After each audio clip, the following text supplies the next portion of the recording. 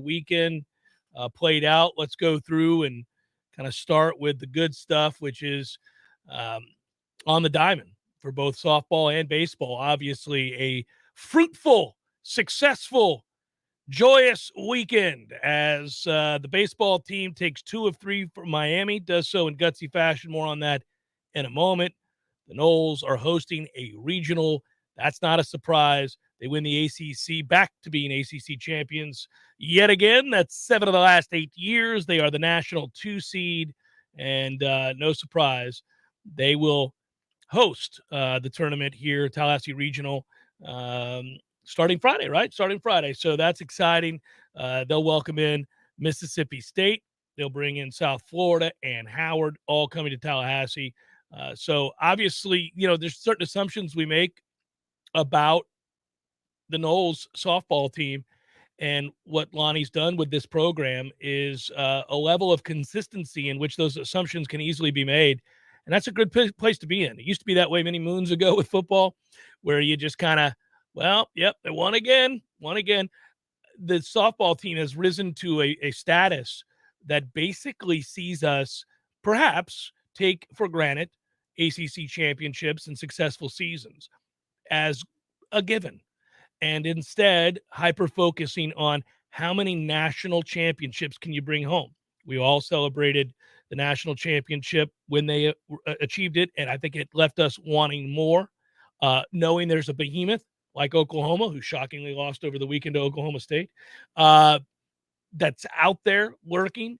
It makes it fun. You want to know, can this be the team? Because I think when we talk about consistency of programs, Florida State has earned the right for those who call themselves softball fans. I'm just talking about the sport of softball, not just Florida State fans. But, that's a sport that has grown in popularity and continues to grow in popularity, and that's exciting. But I think if you're a softball fan, you recognize now that there is this behemoth, this juggernaut in Oklahoma, but not far behind them are teams like Florida State and UCLA and some others. I mean, where you just, they're going to be in it. When it comes down to it, when the tournament begins to win the national championship, you're going to have to count on Florida State and a couple of others in that same realm that have had the kind of consistency that Florida State has had. And that's to be celebrated and to be appreciated. And that's where this program's at. So it comes as no surprise they went up to Pittsburgh and won it. Had to come from behind, which is cool. They were challenged. But, this is the other part of the assumption, Tom, is I never thought they were going to lose, because they've come back so many times. Yeah, and if it's tied late, you expect them to be the one to make the play on on defense and come up with the big hit, the big situational at bat, whatever it is, and they believe it. That's the way they carry themselves. There's never any doubt. You can tell. And it's not just a softball specific thing; it's a Florida State softball specific thing, where you see, in the face of unbelievable drama, adversity, whatever, they're just laughing like it's a Tuesday practice. Yeah, it's good you bring this up, because we've talked about it before, and I want to bring it up again here. They have so much fun. It's infectious. They're really a team that's easy to root for, not just because they don the garnet and gold. I really think that when, I root for Florida State across all things. There are some programs that you just root for because they don the garnet and gold and we're Noles, so you want them to do well. And they don't give you many other reasons beyond their Noles. And then there are the programs like this one where they're great. They play with an air of confidence and belief that's fun to watch. It's the good kind of arrogance that competent, strong, smart, athletic teams possess. Successful programs beget successful season after successful season. And with that comes an air of confidence that as they step onto the field, you sense. So that's a good thing. They have that. But there's a joy for the game, and a joy in playing the game and succeeding in those moments and cheering for one another, and a belief in program and culture. They exude that on the diamond, and that's why they're an awful lot of fun to watch. So I just can't say enough about them. It's taken a lot for me to arrive at a place where that's appointment television. I don't hide the fact that for years I really just didn't mention the softball program because I found softball boring. It just didn't interest me. The game itself didn't interest me. It's made, I think, the most drastic shift in athleticism and stylistic approach to the game of any sport that I've ever covered. You know, but all the years being on the air here, there aren't too many sports that went from utterly unwatchable to can't wait to sit down and watch this team play. I mean, I can't say that about too many sports, period. It could be any sport. Like, if you feel, name a sport, I don't know. I'm trying to think. Like, if there's a guy out there or a gal out there who doesn't like tennis, let's just say tennis, right? Just doesn't like it, professional, otherwise, just doesn't do anything for him. I can't sit for 4 hours and watch this match. Just doesn't do it for me. And you felt that strongly about it, right? I don't feel that way. I like tennis. But anyhow, that said, I've met plenty of people like, I can't do it. It just bores me to tears. Can't do it. Fast forward like 10 years later, and that same person's going, oh, I'm not going to miss the first round of the Zurich. I mean, this is going to be great. Like, that's stunning. That transformation doesn't typically happen. But that's what's happened for me when it comes to softball. And it's not just about me. I'm just saying, I think you see the ratings. That's happened for a lot of people. The sport's just better now. It's a lot better than it used to be. Yeah, it's more appealing to the masses. Yeah. I mean, and that's why we didn't understand it about 10 years ago when it was taking the place on ESPN, ESPN2, when there's, regional play happening in college baseball. Yeah, you're like, what are they doing? Why is this on television? Get this off my television. Let's put some baseball on. And then you kind of get it. You see how it fits the culture that we live in too, as well. You're in and you're out. Yeah. If it's a well-pitched game, it's an hour, 45 minutes. Well, that helped. You don't have to invest 5 hours. Yeah. The ball is massive, so it's put in play more. I think that matters too. There are some pitchers that are unhittable and days. Certainly we've had a few where a pitcher is unhittable. But there are also times where the ball is put in play a lot. And that's what you saw in the ACC tournament this weekend. FSU gave up 15 runs. Yeah. That's not exactly how you draw not it a up. recipe. No, it's not. That's something that needs to be monitored for this regional weekend, and then obviously the super regional weekend to come if we advance. But now you're in a position where my dream can come true. There's the weekend where there's supers on the softball field and regionals at Hauser. The dream is within reach. It is, and that's because the baseball team bounces back after getting a rough start from their ace. You typically feel like you can trust on a given Friday night. I know the rains came and all that good stuff, but you kind of feel like, all right, Messick's going to be fine. I got no problems here. We're going to be all right. We may not win the game, but it won't be because of him, or it won't be because he gets tattooed or doesn't pitch well. But he clearly didn't have his best stuff, and we lose. And now you're up against it because that's a really good Miami team, and you're thinking to yourself, you could very easily drop one of these two that remain in the series and lose the series, and you have to win this series if you're vying for hosts. If you're vying to be a host for a regional, and how valuable the RPI would be with a win in this series, and you have some opportunities like the one tomorrow against Florida. You know this, but only if you take care of business at home against this Miami team. And to their credit, they really did. They bounced back and they get that win, and then they get the win yesterday. And there you go, Ross Dunn. I just want to start there because this is a kid whose stuff I think is exceptional. And he's frustrated me in a lot of ways because the control hasn't been there. And then a lot of it looks like, and I can understand this, if you're struggling to control your pitches, you're not entirely certain where anything but the fastball is going, it can shake you to your core, your confidence. And so it gets between the ears. It starts being a mental thing. And with Ross Dunn this year, he loses the Sunday spot, and that's frustrating because the stuff, it's always there. You saw it. We talked about it. You love that he had emerged, and you thought, okay, we got 3 really good starters. And he has a nasty set of pitches, and if he can control it like he did yesterday for 5 1/3 and give up 1 run and look like that guy and get out of a couple of jams and pitch with great confidence and variety, well, then you have your 3 starter. Then you have a guy that you can go to and trust in that role. Florida State still doesn't have a 3rd pitcher that they trust. They've been wildly inconsistent. They've tried different people. Nobody has taken it. He lost it. He was the original guy to lose it. But the stuff has always been there. And they had to have it yesterday. That's the dude I thought he was at the start of this season. And that's the dude he should be. And in an incredibly intense, high leverage situation, when you have to have it and the game's on the line, that guy comes in and steadies the ship and shuts it down and gives you a chance to get your offense going. And Florida State has 2 big innings and comes through with that. And then obviously The way that game was closed, there was no doubt that's a 1-2-3 suck it. And, listen, that's a good series win. That's a big series win for Florida State, dare I say. And the attitude stays ever present. Oh, you saw after Hare struck out the final batter of the game, look in their dugout. His first move was to stare into the Miami dugout. So, yes, for the bullpen this weekend, if you count Ross Dunn as a bullpen arm, huge weekend after the Messick issues of game 1 on Saturday. Yeah. Because here's somebody picked up there. Well, I was picking on, and I understand there were a couple of jams he had to get himself out of, but Wyatt Crowell was somebody 4+ 3 weeks in. I'm like, what are we doing here? Since then, he's been basically perfect because his ERA was, in the teens. It was huge, and now it's down under 2. So you've got a long arm in him. If you can find another starter, maybe Ross Dunn is another long guy for you, but maybe he's your game 3 starter in a weekend setting, especially if he's in that kind of rhythm. He's your guy. Scolaro got us out of a jam earlier yesterday. I know, it wasn't perfect, but he got us a huge out in a big spot yesterday that preserved that game to be won later on. Hare looks good. If we can just finally put the nail in the coffin and convert Montgomery this year to a back of the bullpen arm, I think we'll be better off for that as well. Now you're starting to build options. Hubbard has been very good the last few weeks. Yeah. You're starting to see this whole thing come together a little bit. Well, the starting pitching, the 1-2 punch of Hubbard and Messick and Hubbard is one that you just trust. You believe in, you feel very good about. That's why you like Florida State in a series. That's why we're not a team you want to face. I mean, there may be better teams, and there are better teams than Florida State right now.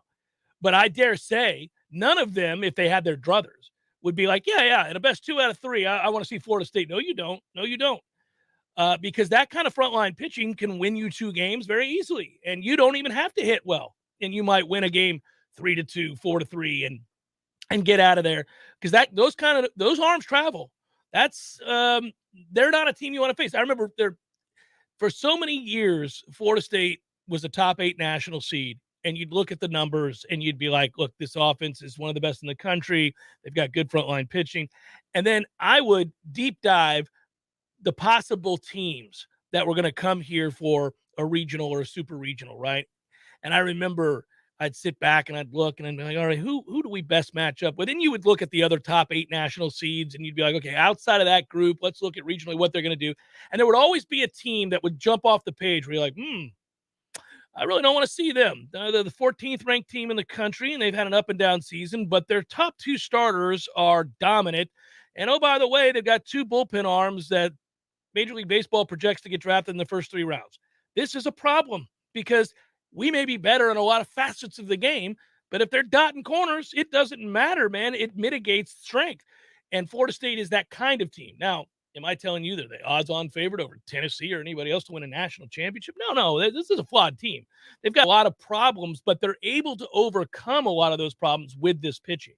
And they've won some really big series against some really good teams. There's no getting around that. Yeah, the biggest hurdle for me, we could talk about Omaha later, but the biggest hurdle is the regional. If you can get through the regional, then you start to get nervous. At least I will. Yeah, because you like the scenario.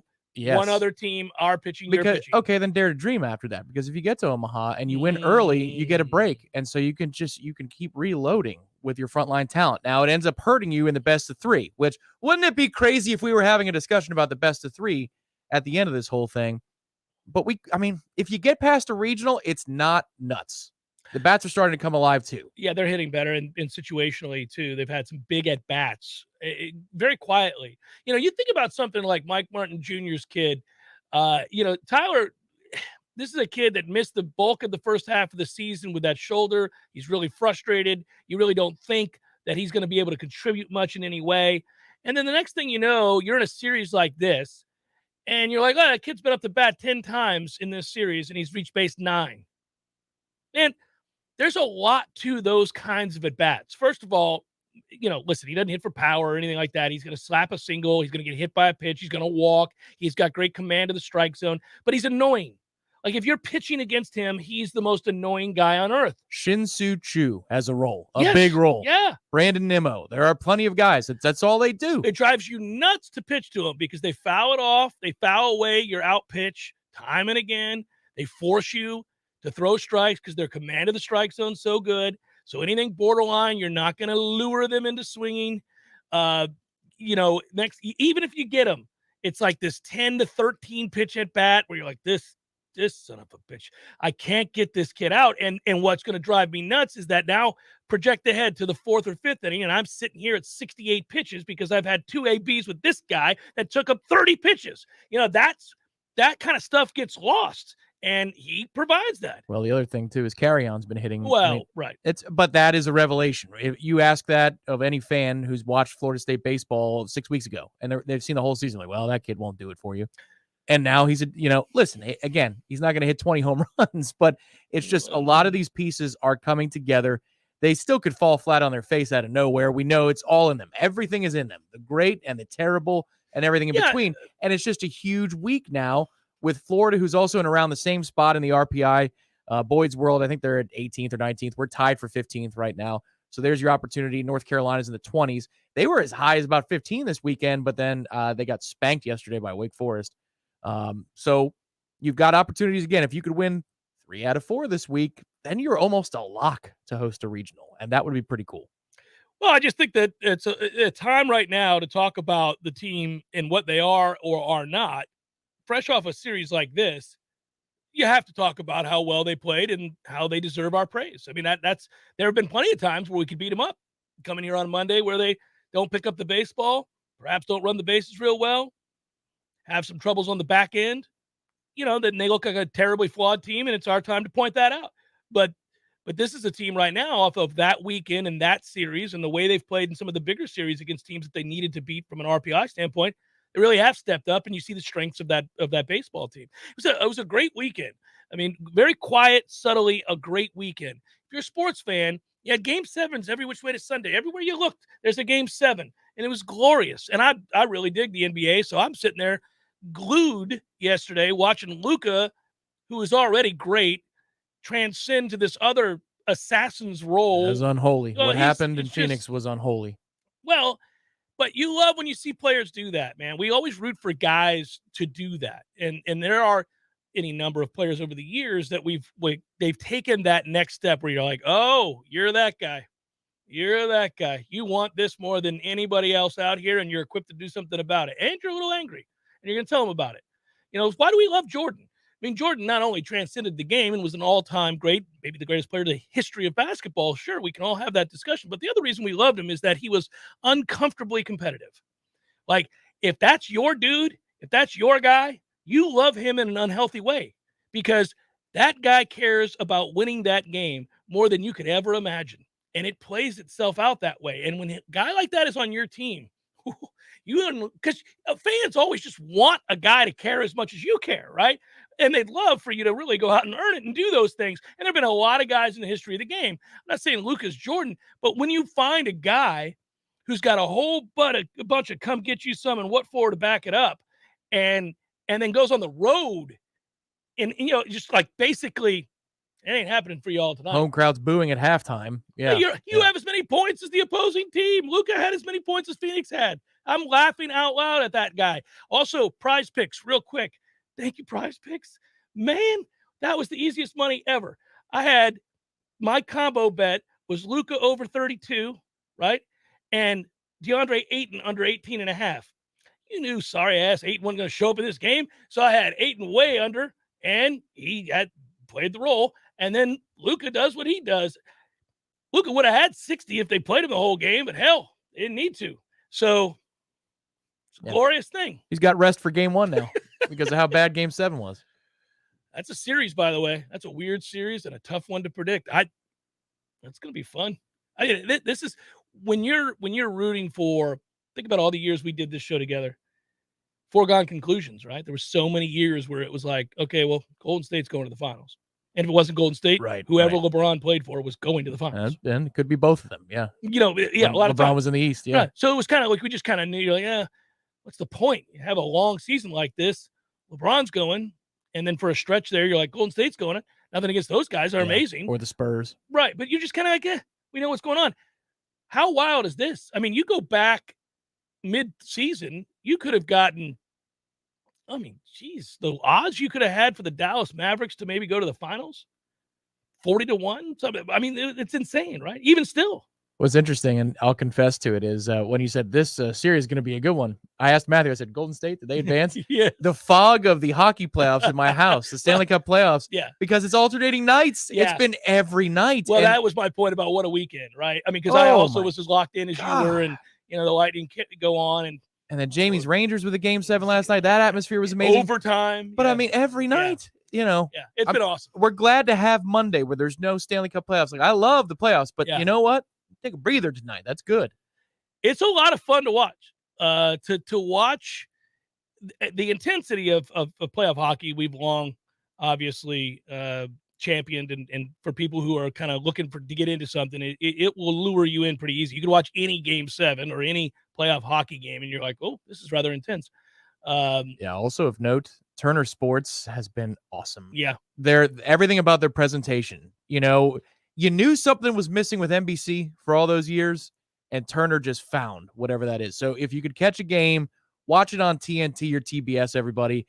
They do a fantastic job. It'll be, if you don't like it, the way they present it, you're just not going to like it. That's when you'll know. Yeah. Fun weekend. We get the Noles baseball team. We get the softball team. We get all the Game 7s. We get the NBA playoffs. Track won the ACC championship. Yep. Track won again. Boston defeats the defending champions in Milwaukee in what was a brutal physical series and fun to watch as well. That was a ruthless series. A lot of bodies flying all over the floor there. They were the opposite of James Harden.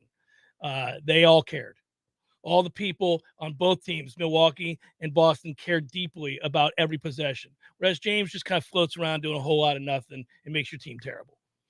That's him. They're furious down in Miami because the Panthers are playing the same day as the Heat. I think it's 6 out of 7 potential games. Is that right? So Tuesday, yeah, it's crazy. So the only one that they have that's like spread out a little bit is Sunday at 1:30. The hockey plays. Kind of a good problem to have, though. It is. Yeah. It is. Well, they're fair weather fans anyway. It's the Jeff Cameron Show, 93.3 Real Talk Radio at Warchant TV.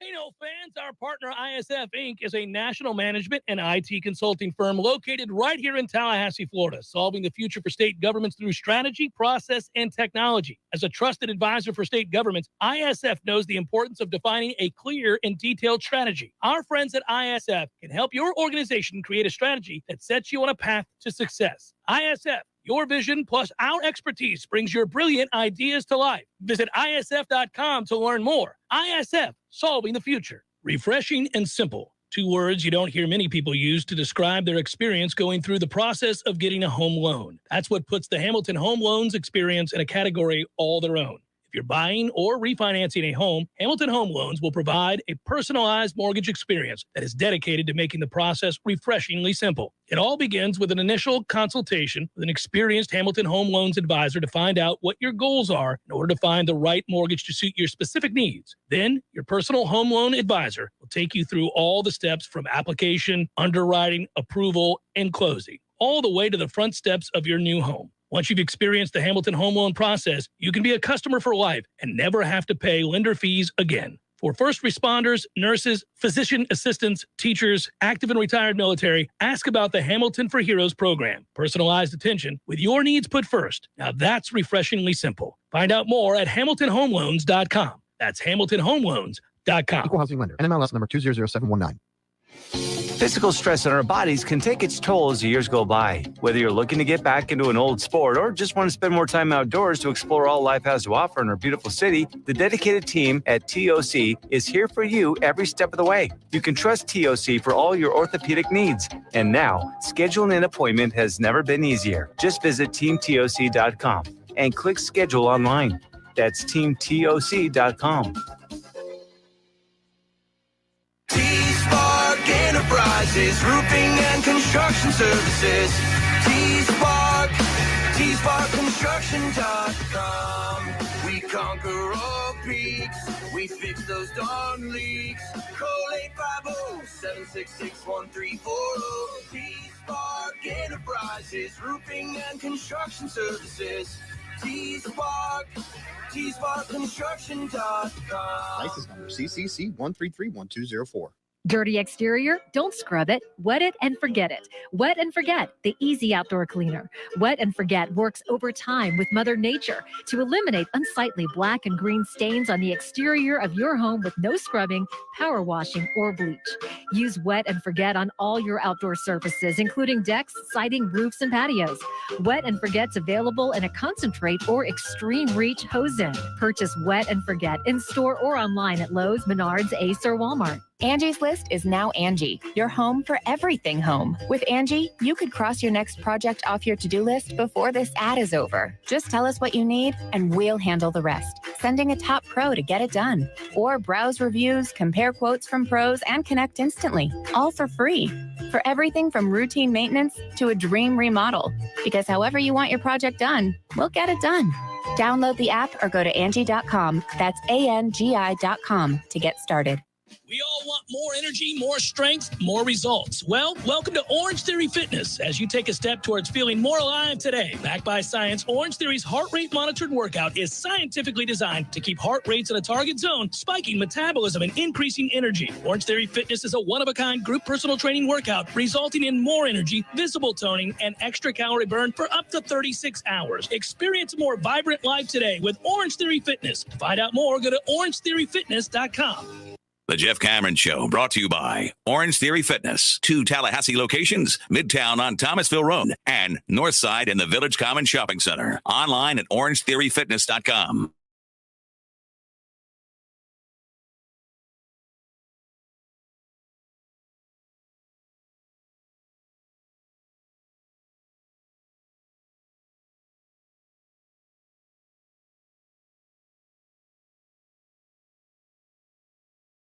The NHL, the NBA, what's going on? Of course, college baseball with Florida State this weekend, softball, everything that grabs our attention. And also, it's a major week.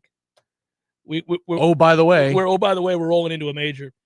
Good story today too. It's last year at this time, right around this time. Of course, we were getting ready to go over to St. Augustine and enjoy a concert and have a blast and all that good stuff. And it was fun, but one of the things that delayed us from getting over to the amphitheater there in St. Augustine was we were watching the PGA Championship, and we were watching Phil Mickelson win at Keel Island, and at the age of 50, become the oldest major champion, and all of the things that you just never thought you'd see, right? Him one more time. And when he walked off that course, you could have never known, fast forward a year later, where we would be with this guy as and the way you said that with this guy. Well, he is now kind of persona non grata. I mean, this is and he withdrew over the weekend from defending his title. That's insane. I mean, think about that.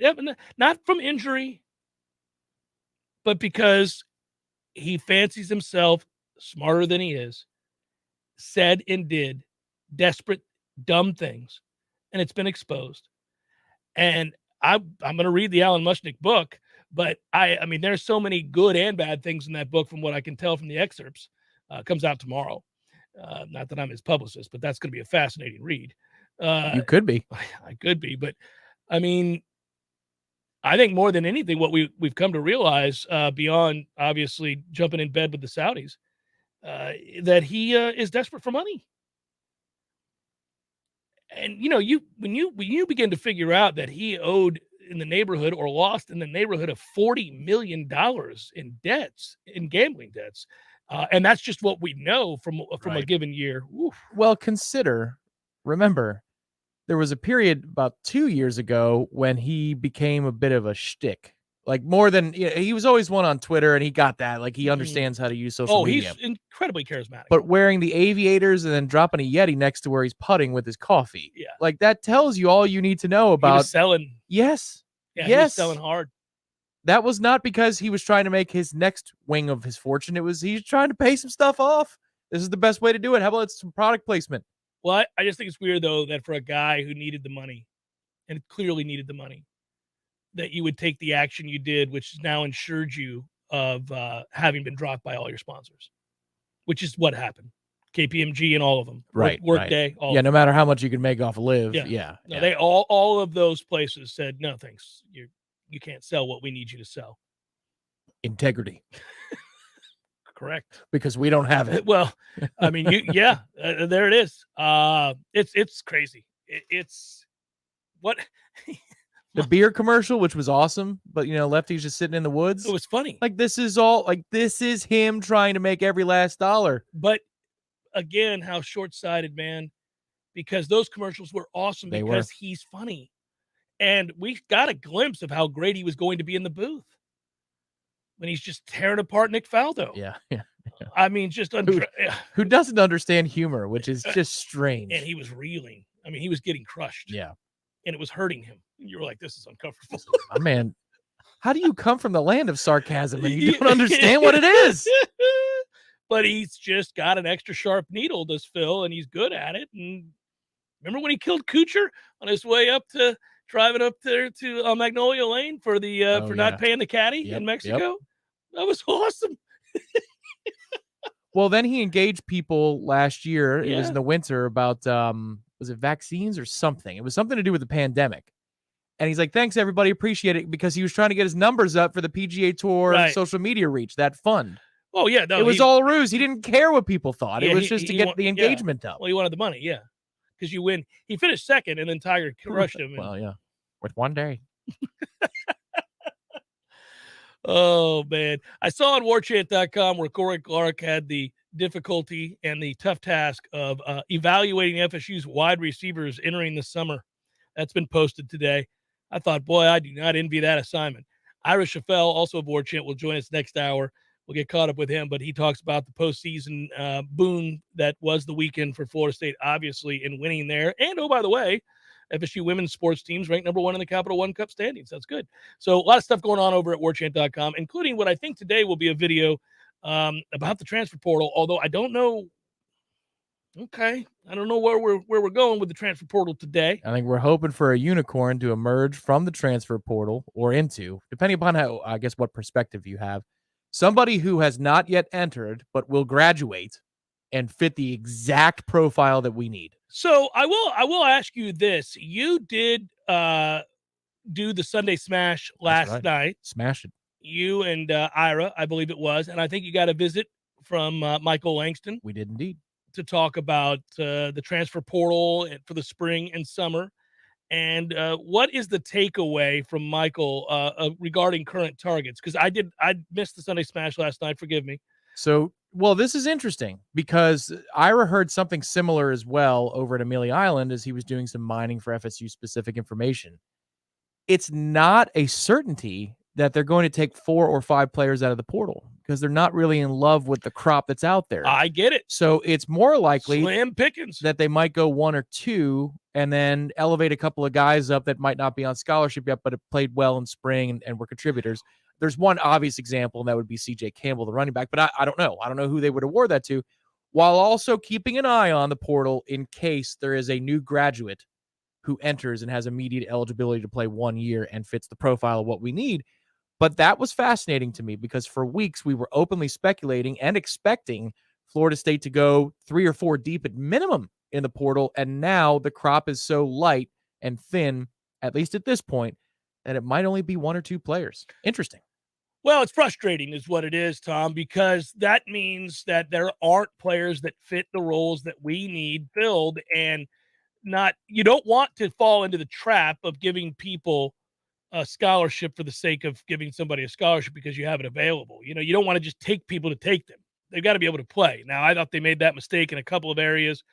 Cushney being one I've talked about. There have been a couple of guys that they brought in that you're kind of like, really don't know what they saw in the evaluation process that suggested that guy was going to come in here and contribute. And more often than not, they deserve the kudos that we give them for having hit home runs in the portal and identifying talent that you think can help you down the line, even for a singular year, but sometimes multiple seasons. That's great. But they have whiffed on a couple, and I don't want them to make that mistake. You want to have the availability to you if a guy does come available and you suddenly surprised by that, you can go get them and maybe still have room for more. you can do that only if you're not just taking guys to take guys. It's not just a numbers deal. So the specific names are defensive back Josh Newton from ULM that the staff really likes. They think his skill set plays immediately. And then for what it's worth, both Ira and Michael like the interactions and the maturity that he's approaching this process with. They think he would be a good culture fit. But that's the strongest interest, it would seem, right now between coaching staff and a potential prospect. And then the other one, which we know and we've talked a little bit about in the last couple of weeks, is Dimitri Emanuel, the offensive lineman from Charlotte. I like him. I would take him. Of the guys that I've heard about, he's one that I think can help you from a depth standpoint. I think there's a chance that you could bring him in, and that would be an upgrade of depth. Yeah, this is where I just completely trust Alex Atkins. If it's not a take, then there's a reason, and he knows it better than anybody. It's a position that he coaches on a team that he used to be the offensive coordinator for, so he's going to know. And if this kid is a take, then I fully trust Alex Atkins then as well. Whatever we decide to do is the right pick, because you rarely have a situation where you're this familiar with a transfer prospect. When you look at his film, he's a guy that you think can play. And I don't know that I'm saying he can play at an elite level, certainly not that, but he's a guy that makes your room better. That's not a deep room. That's not a room filled with guys, brimming with talent on the cusp of saving the day. I think you got, Bless Harris turned out to be a guy that I think originally they wanted to bring in for depth purposes. I now am under the impression that Bless Harris is going to probably start. And when you look at what that does from a depth standpoint, you realize you could use more. Somebody who's perhaps better than Lloyd Willis, but maybe not good enough to crack your starting lineup. Yeah, and if you just look at this kid's Pro Football Focus numbers, because I'm not going to go watch every snap of Charlotte football. I'm sorry. It says that, I'm not sorry, really. Pass protection is his game more than run blocking. So we've had, ups and downs with guys who can do one but not the other. But you see some yellows and greens, which is good. Usually we're seeing oranges and reds here in Tallahassee. And there's a couple of Power 5 games there. Had an ugly one against Illinois, played well against Duke. I don't know. If Alex Atkins believes he's the guy, then that's fine. He's a guy who can come in here and help. Yeah, it's just a depth piece. I'm not saying that guy comes in here and does anything great for us. It doesn't change who we are, other than it gives you the ability to withstand some depth issues. If you end up having a guy go down for a quarter, a half, a game, you don't have to lose. It seems like with Florida State, we lose a guy for a game or two, and it's like, whoa. The difference between the starter and the backup is sizable. Let's mitigate that. Let's find a guy that can come in here and give you some serviceable reps where you're not destined to lose the game because your starter went down. Right. You have a kid like this. Schrader gets healthier. Estes might be able to help you in an emergency pinch. If Maurice Smith somehow showed up to fall camp at 290. A lot bigger. Even 290. I think we'd be pretty excited about that. And if Lyles ends up being your starting center, then you might have a collection, because I didn't even mention Darius Washington, and he'll be in that mix as well. You got a collection of maybe 7 or 8 if you bring in the Charlotte transfer or another guy like him. Yeah, I'd be happy with 7. That'd be a good number. I'd love more, but I don't think we're in a position to do that. Jeff Cameron Show, 93.3 Real Talk Radio, Warchant TV. Your local news now. A man is injured following a shooting that occurred in the 500 block of Chapel Drive. TPD said the shooting happened just after 1 a.m. this morning. The roadway was closed for a length of time earlier, but it has since reopened. At this time, there are no suspects and no arrests have been made. The extent of the victim's injuries remains unknown. This is an open and active investigation and will be updated as more details become known. The city of Tallahassee has been awarded $500,000 from the Environmental Protection Agency for redevelopment initiatives on the city's south side. The program will assess, clean up, and reinvest in properties on the south side that have environmental contamination, preventing reuse and redevelopment. Through the grant, property owners will be rewarded for safely cleaning up and sustainably reusing properties, leading to better economic opportunity and public safety for the city. The city says it hopes the initiative will help preserve green spaces, protect human health, and the environment as a whole. This is Rachel Lene with your Real Talk 93.3 Local News Update, brought to you by Macklemore Systems, Tallahassee's go-to Mac store. Check them out online at MacklemoreSystems.com. This is meteorologist Paul Trombley with your Real Talk 93.3 weather update. Chance for scattered thunderstorms this afternoon, otherwise partly cloudy. Daytime highs approaching 91, westerly winds 5 to 10 miles per hour. Chance for scattered thunderstorms again tonight. Lows dip down to about 70, partly cloudy skies. Sunshine mixed with clouds at times again tomorrow. High temperatures reach up to 92. This report is brought to you by The Lawn Johns. For all your landscaping and lawn care needs, visit thelawnjohns.com. Right now, 87. When your AC unit decides to give up the ghost, it doesn't always pick the best time. But no matter what time, day or night, or day of the week, you can call E&B Heating and Air Conditioning. We'll be out to bring your AC unit back to life. We've been repairing and replacing heating and air conditioning systems in the North Florida and South Georgia area since 1974. So when your air conditioner stops working, call E&B Heating and Air Conditioning to the rescue. Well. Hey, Jeff, look at this place. Yeah. Well, doing well. It's been a while since I've seen you, brother, but, it hasn't been a while since I've been over to Gordo's. I go there on the regular because of you, Eddie. Well, we keep you regular. Well, that's true, but I think of Gordo's as a place to sit down, have a cold beer, talk to your friends, enjoy the sports, eat the delicious food. But I think of you as Uncle Eddie, a man who takes care of his people and takes care of the town. I appreciate that, Jeff. Hey, and we'll keep you regular. Gordo's, bringing the flavor and flair of Cuban food to Tallahassee since 1996. Here's what you missed on the Greg Tish Show. Of 97 patients, 33 are vaccinated, and 63% are considered incidental. See, this is what I'm upset about. He's basically made up the percentages to look like it's at 100%, but the two are not related to each other. What's 37% of 97? It's 35.89. So why in the hell can't he literally ask iPhone include that in his articles? Maybe he's got an Android. The Greg Tish Show, Monday through Friday, 6 to 9 a.m., only on Real Talk 93.3. The Jeff Cameron Show is sponsored by the legendary team at Hamilton Home Loans. Great rates, cutting-edge technology, and transparent communication is the recipe for a 5-star mortgage experience at FSUHomeLoans.com.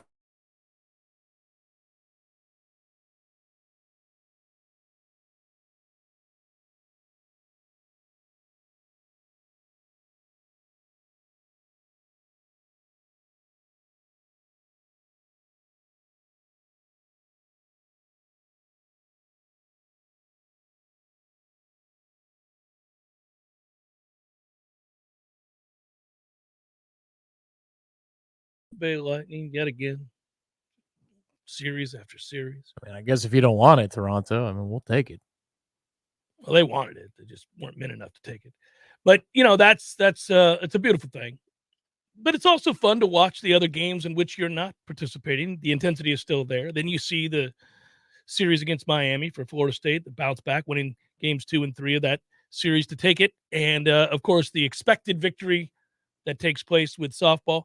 It was a lot of reasons to smile. The Luka performance with Dallas was a lot of fun to watch. Watching that Boston-Milwaukee series was a war. It looked like Milwaukee ran out of gas in the game yesterday. I'm pretty sure that the Greek Freak ran out of gas. He looked like a guy burdened by a lot of games played in which he's had to carry his team. He's missing layups. I was like, okay, we got, and plus Boston's really good defensively. 4, please. On the tee, Austin Matthews. Yeah, man. That is, what's funny is this doesn't have to center around hockey to be a subject. We've witnessed, I think this is, there are parallels here. What Toronto achieved in the regular season was impressive, and certainly Austin Matthews, you think about, really, there's a core of 3 guys there that are all really good that you're like, okay, that should translate to a series win at some point. At least one. At some point, right? And when it doesn't happen, you're reminded of the weight of expectations and how they grow over time. If you stumble along the way, if you don't take care of business in a series that you have won, I'm not talking about this one. I'm just talking about Toronto's grand failures on top of each other and the weight of a country and all of that has happened with obviously teams from Canada not winning. And then, of course, Toronto themselves, very specifically, not winning, because Montreal goes all the way to the finals. And, Toronto can't get out of the first round. So there's a very specific weight to that. FSU baseball, we've walked into Hauser before and felt it in the air. That sense of you've got to overcome not just the team across from you, but the weight of expectations and previous failures. And I thought, by the time you get to the second period of Game 7 and Toronto's down 1-0, you're like, it's in the air. It's everybody looking at one another. Well, it's a really strange franchise because Toronto is the Yankees in terms of media attention, but then they're kind of like the Mets in terms of their achievement level. And yet, because there's only one team in that town. So there isn't that, like Montreal is the Yankees. Montreal's won 24 cups, I think it is. They go on and on It's for an days. absurd amount of cups. Right. Toronto is the media capital of the hockey world, the league office, the Hall It's of an Fame. awesome city too, by the way. If you've never been, it's great. I've only been to the airport. Yeah, I've it's never awesome. got. Is it's a it? great city? Yeah. And they're like kind of like the Mets, so it's really weird because they all expect when they come down and they come down in droves to Tampa in the winter. So I've sat next to Toronto fans for decades, right? And they're all defeatists, and they're usually right. Well, it's crazy. They have no reason not to be defeatist at this point. That's what they've known. They've watched really good teams come up short, and they've in spectacular fashion. They've blown a 4-1 lead. They've blown, in a game 7. They've had a lot of ways in which they've collapsed, and you're going. That's why if you watched over the weekend, we both did. Obviously, the 5-on-3 that tied it at 3 that sent it to overtime. I think you could pinpoint that's the moment they lost the series. Because so they give up the subsequent goal to point in overtime, they lose that game. Well, yeah. So if you think about it, like that moment, they've got this one. That moment where we tie it up and then force the overtime, then win the game. They lost the series when they blew the lead late in game 6. Yeah, the funny thing, so for Tampa, you've only faced elimination one time in 2 cup runs before game 6 against Toronto, and it was game 7 against the Islanders last year. Yeah. As a Lightning fan, I had forgotten what it was like to have a goalie take a game away from you. Oh, just take it. And Campbell did that a couple times in the series, especially in the third periods where you're just, hammering away and he will make the big save. Well, if I'm Toronto, there's 2 things that I'm pissed about. Number 1 is that 5-on-3. And then number 2 is that after that point, 88 for Tampa was the best player in the series. Yeah. Because they had a ton of chances in overtime, a ton of them. And then they had the second goal for Tampa is on the heels of a 5-star save that nobody will replay because they're all focused on the goal. So it's just and they it's unfortunate. If you're Toronto, you want insult to injury. You're like, Paul scored 2 playoff goals in his career. Both of them tonight, huh? Right. He was and this is really inside. This is inside baseball for hockey. That'll hurt your feelings. He's an Ottawa Senator. Yeah, but he's the crappy team that's right up the road in Ontario. You got to be like, really? This Ottawa guy? And that second goal was spectacular. They're like, well. Also, the Lightning have more playoff victories in Toronto than the Maple Leafs do in the last 20 years because the bubble was there. That's unfortunate. Oh, man. But I like the mentality that's on display when we're talking about the bigger picture stuff that it's not hockey related. So, I'll bring it back to basketball with Luka. So you see that with certain guys, right? He averaged 32.6 points, 9.9 boards, and 7 assists in the 7 games.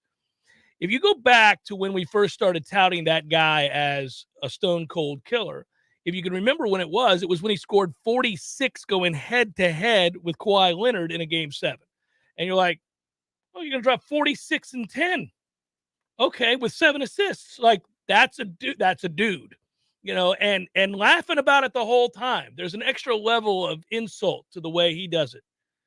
There's malice. Yeah. Well, and there's a lot of you're powerless to do anything about it. He's that kind of strong. It's weird. The 60 I looked at this morning. The 60 combined points the Suns lost games 6 and 7 by represented the largest score difference over games 6 and 7 of a playoff series going back to 1962. Good God, man. Just fall on your face. Just fall on 60 years. 1962. The hell the sport looked like in 1962? Well, I can tell you it was the Warriors defeating the St. Louis Bombers. The Bombers? The Bombers. That's what it looked like. Got to find that logo. Over the final 2 games, that according to ESPN stats and information. Yeah, man, that is doing some things. Crazy.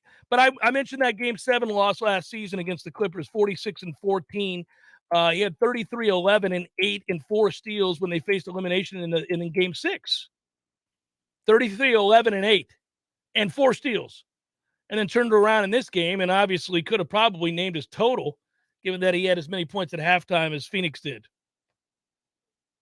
boy. The St. Louis Bombers logo. Is it awesome? No. No. It might be one of the worst logos of all time. We'll pull it up in a second, Matthew, if you can do the screen share in a minute. But it is the most basic looking thing you've ever seen. It's like an 8-year-old's custom T-shirt. That's what they were rocking back in 1962. Well, we're about to see it on the chat here. There, the St. Louis Bombers. Whatever you do, it's just pretty straightforward. The O is a bomb. Yeah. That's not, I don't know if that's the real thing. Yeah. The O is a bomb and it's going in the hoop.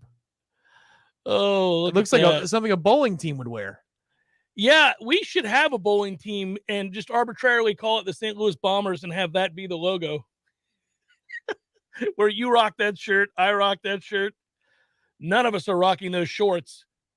No, Goodness absolutely gracious, not. Guys. So they're wearing the burnt orange shorts I all the way up. understand. Well, here's what I've never understood. Oh, my. You saw it in the late 70s, early 80s as well. I just don't know where and how it happened because I don't care the era. I know styles change and they circle back around, but at no point would a man be comfortable standing that closely to another man wearing shorts like that. You would just... Dude, I'm telling you, they're coming back. Well, I've seen the frat boys, but what I'm saying is, honestly... I'm telling you, I did some photo work for the spring camp in review. I was like, what in the hell? They're making a return. Like our football players this past spring. A couple of them wearing shorts. Hoe pants. Straight up hoe pants. Get it together, everybody. Nobody needs that. Hour number 2 forthcoming. Stay with. Clean, renewable energy means fresher air, healthier residents, new green jobs, and a stronger, more resilient community. How we get there is up to you. Share your input today to help shape the Tallahassee of tomorrow. Take the Clean Energy Survey at talgov.com. Sellers Tile does it better for business owners, contractors, designers, and homeowners. Better design ideas, better quality tile, carpet, and hardwood flooring, better mosaics, ceramic, and vinyl solutions. And Sellers makes it easier with their amazing showroom and first-class professionals. Maybe it's time to get Sellers working for you on Capitol Circle Northeast, just north of Mahan Drive, or online at sellerstile.com for better style, quality, and design. Go with Sellers in Tallahassee. Call 656-8453. Hey, this is Dustin Rivest. During the pandemic, I noticed restaurants struggling with online ordering and watched as all the major third parties took advantage of our local restaurants and thought there must be a better way, which is why I created foodiestakeout.com. The unique thing about Foodies Takeout is that restaurants keep 100% of their order revenue versus splitting upwards of 30% with the third parties like Uber Eats and Bite Squad. At Foodies Takeout, you can find some of your favorite restaurants, such as Jerry's Midtown Cafe, Misty's Kitchen in Frenchtown, Casa Grande, and even El Jalisco. Or if you're on the north side of town, check out Horizons Bar and Grill. Why not give us a try? Head to foodiestakeout.com or text foodies to 230-9456, and I'll even give you 10% off your first meal. Supporting local restaurants has never been easier. Visit foodiestakeout.com. I'm Paul. I'm Paul. I'm Paul. Actually, all of us that have the privilege to work at Paul's Termite and Pest Control are Paul. We're proud to call ourselves Paul because we work for a company that puts our customers first. We love what we do, and we love the principles our company demands. Give our customers more than they expect and do everything within our power to keep them safe and comfortable. We make a difference every day and know we protect the health of our thousands of North Florida customers that we are honored to call our friends. And we're looking to bring a few more Pauls to our growing family. We have several openings now or in the very near future. Positions include termite, lawn, and general pest techs, route managers, inside sales, and customer service rep. Visit callpauls.com to see what's available and to find out how to apply. Every Pauls receives competitive pay with outstanding benefits, including health insurance, 401k, paid leave time, and holidays. I'm Paul. I'm Paul. I'm Paul. And you could be Paul, too, for the elimination of termites and other pests. And a greener lawn, too. Call Paul's. We've been getting them all in North Florida for over 50 years. There's fun to be had every night at the Corner Pocket. Take home prizes on Trivia Tuesdays and Beer Bingo Thursdays. And kickstart your weekend with Martini Fridays. Plus happy hour runs every weekday and game day specials every time the Noles take the field. Watch all the best games at the Corner Pocket's Vegas wall, featuring 560 inches of flat screen TV heaven. Oh, really? The best food, the best drinks, and the best place to watch all the games. Tallahassee loves the Corner Pocket. Coming up next, more of the Jeff Cameron Show, live and local on Real Talk There's 90. no way. I will say this. We spend a lot of time trying to predict what part of the team is going to be appreciably better than it was a year ago or better at all? Which part of the team is going to be worse? How does that affect the overall record? All these things, right? There is zero chance. I'm going to say it right now. There is zero chance that they are not vastly improved when it comes to special teams this year. Zero chance. Vastly improved? See, that's interesting. Now, if you said improved, yeah, well, of course. How could you not be better? But vastly improved. If you catch the punts, okay, we're going to start there. If you Right. catch the punts, Right, okay, right. we're just starting with the catching of the punt. If you catch them, you're improved. If you catch them and, God forbid, move forward with the ball in your hand, not backwards, not sideways, forward. You matriculate the ball forward. Say 5 yards off of a punt. I'm going to give you 5 yards, Tom. You're improved even more than Right, you were yeah. incrementally improved just by catching So it. let's say that Yeah. point of the catch is your own 35-yard Yeah. line. And right? now you got it at the 40 Right. because of your 5-yard return. Instead of the 9 because you let it bounce. Do you see the difference between the 9 and the 40, everybody? The 9, well, that's a lot to overcome. You're going to have to go 91 yards to score a touchdown. It's going to be a toughie. Don't see a lot of 91-yard drives in football these days. You don't. They do exist, but they don't happen with any great frequency. Whereas if you have the ball on the 40, Tom, 60 yards, that's a big difference. Are you doing the Florida State math? I'm here with you, man. That's like almost 31 yards better. It's amazing. 31 fewer yards for which to traverse on your way to pay dirt. Sure sounds like fun to me. It is. It's just that much. The catching and the moving forward of 5 yards equals vastly improved. Okay. That's how it works, buddy. Kayvon brought up the fact that he wants to hire me because I gave you a very simple explanation using numbers as to how we were going to be that much better. And let me tell You're a you, new analyst on the staff. Yeah, I like it. But, let me tell you something. Wouldn't it be a funny practice for everybody if you guys were there and I was hired and I'm like, guys, listen up. Little special teams for you. Little special teams, everybody. Let me break it down. If you catch the punt, and I go through the whole thing, if you just catch it, can anybody here catch a punt? Micah, come on over. Let's show the boys how it's done. And then I have them kick punts and punt punts. And then my man is over here. I'm looking at the way he's catching them, guys. That's what we're looking for. The catching of the punt. Now the second part of this is once you have secured the punt, firmly secured the punt, like we just witnessed here from Micah, I want you to run forward. Now, let me show you what I'm talking about.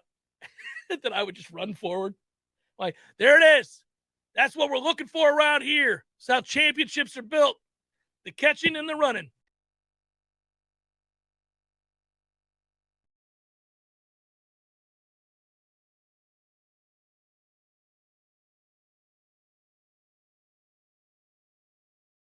And increasing energy. Orange Theory Fitness is a one-of-a-kind group personal training workout resulting in more energy, visible toning, and extra calorie burn for up to 36 hours. Experience a more vibrant life today with Orange Theory Fitness. To find out more, go to orangetheoryfitness.com.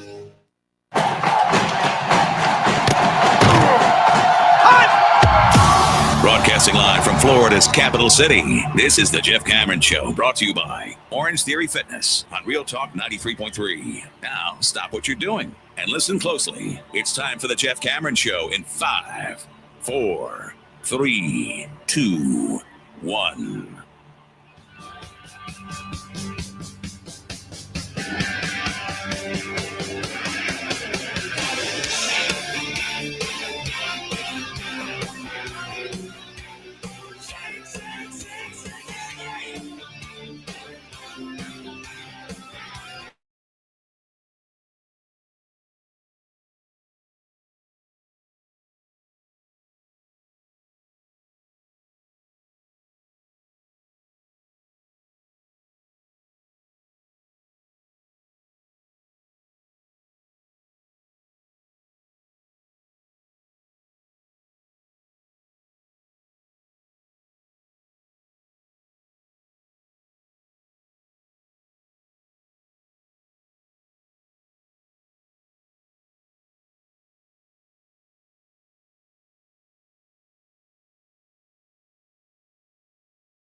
the game of softball. They play with such joy, and obviously the talent is immense.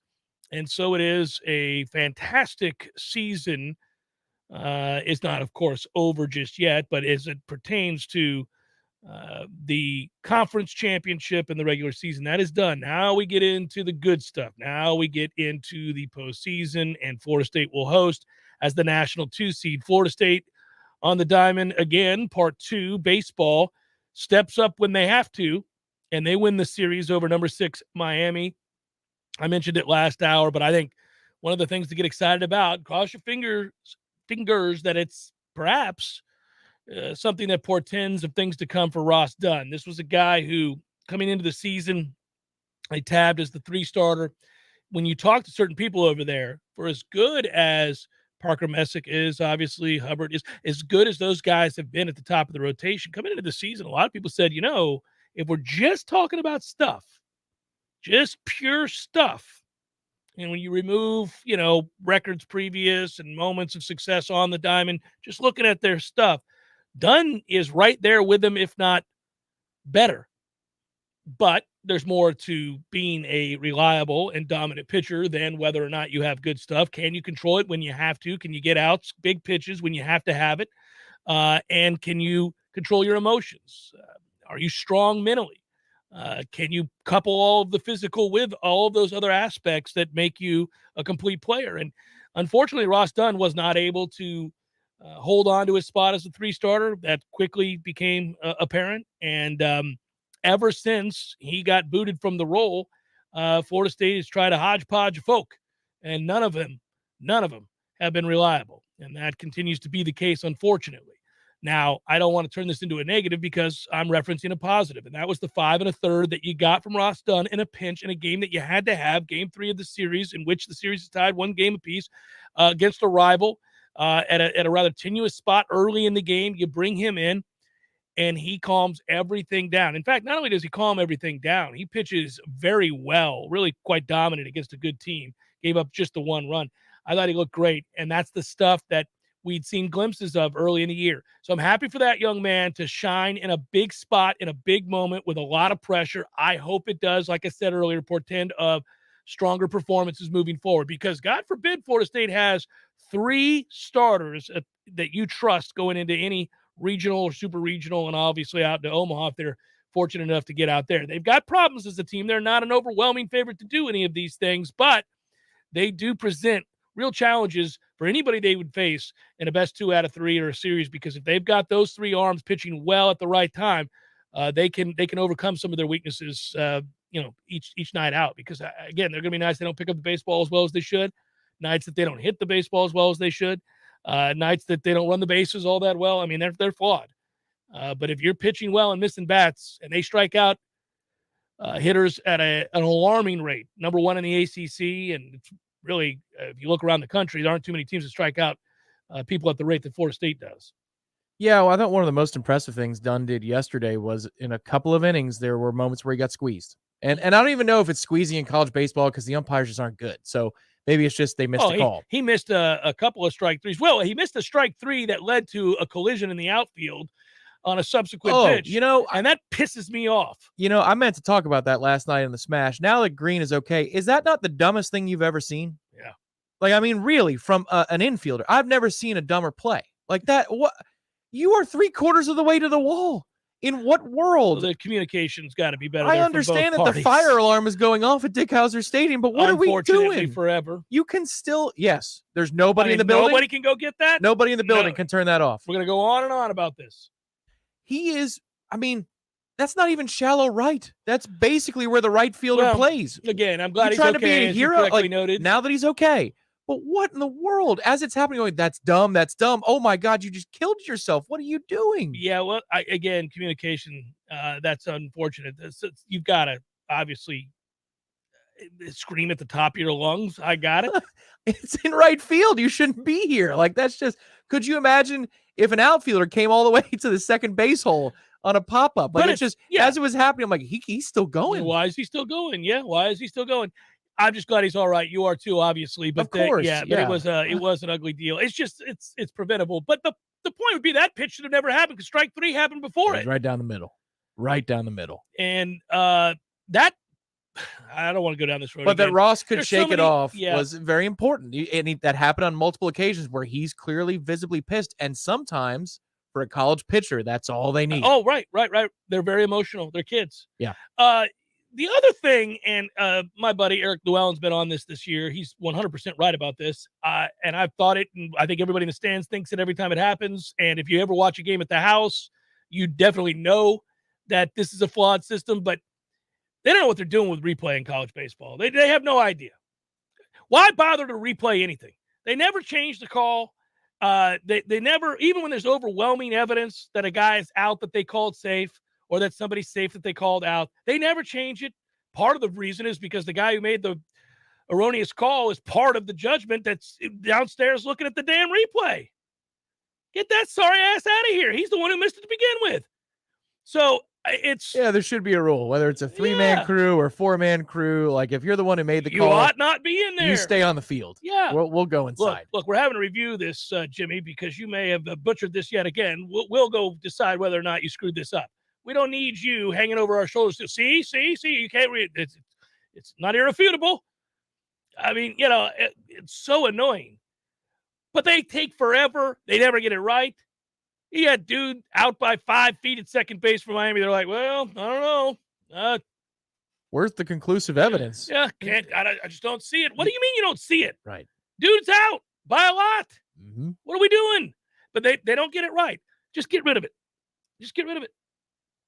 Home run, no home run, fair foul. That's it. That's the only thing I want replay for. Everybody, I mean, I get it. I know it's maddening. It's going to lead directly to a call missed at home plate. Somebody's going to lose a game and get screwed, and you're going to want to wish that they could review it. But if they're reviewing it under the guidance of the current system, the way that it's set up, they're not going to get it right anyhow. Dude could be out by 9 feet. They're not going to overturn it. So given where the Noles are right now, you've got 4 regular season games to go. And I forget how the pool play works in the ACC. It's weird. I think you get 3 games guaranteed. 3 games. All right. So that means you got 7 to go. I think if you win 4 games out of the minimum 7 that you could play, because you could get to the championship game. If you win 4 games, you're going to host a regional. I think that's the magic number. Doesn't matter which 4, because this week has really good RPI teams. The ACC tournament's going to have a good enough opponent for Florida State in any one of those 3 games. If you win 4 of these next 7 games, you are going to host a regional. Let's do it. We'll get the magic number graphic. Do you ever have the magic number graphic in the, as a kid, a Pirates fan, or in the papers growing up? In the papers, but you got to understand the Pirates haven't given me opportunities to count down. We won a game this weekend after being no-hit. Now, it's not an official no-hitter because it has to go 9 for it to be a no-hitter, a full 9. But, the Reds no-hit the Pirates and lost 1-0. That's so beautiful. That is so great. Lost in all of this, of course, is the Reds did not score a run against the Pirates pitching staff in that day. But well, yeah, that would stand to reason. I mean, yeah. you mean that'd be really amazing. Oh, yeah. There have been 6-5 and you were no hit. No, there have been losses before in which a team scored a run and gave up no hits and lost 2-1. That's happened before. It's, you walk a guy, ground ball, slow chopper. He takes second, wild pitch, takes third, sack fly, down 1-0. It just happens. But real tragic for the Reds. They lost 2 games in which the Pirates scored a grand total of 4 runs in those 2 games. Not quite your Mets series from a few years back. I mean, that's still the one where mathematically nobody talked about that at the time. But you win. You outscore your opponent in a series 6-2. Yeah, and you lost the series, and you lose the series 2 games to 1. Like, what?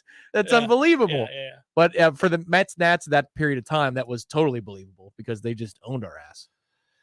Well, back to what we were talking about, not the Pirates, not the Reds. That's just a nice anomaly. But I do want to go back to Florida State baseball because we've talked a lot about this team this year, and I've really kind of been, frankly, boring.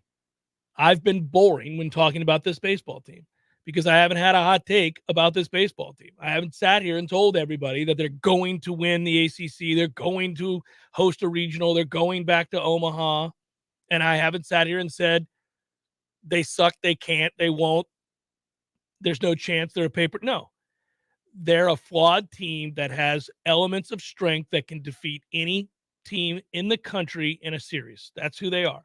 They've got better pitching from their ace and their second starter in Hubbard than most teams that they will have to face before getting to Omaha.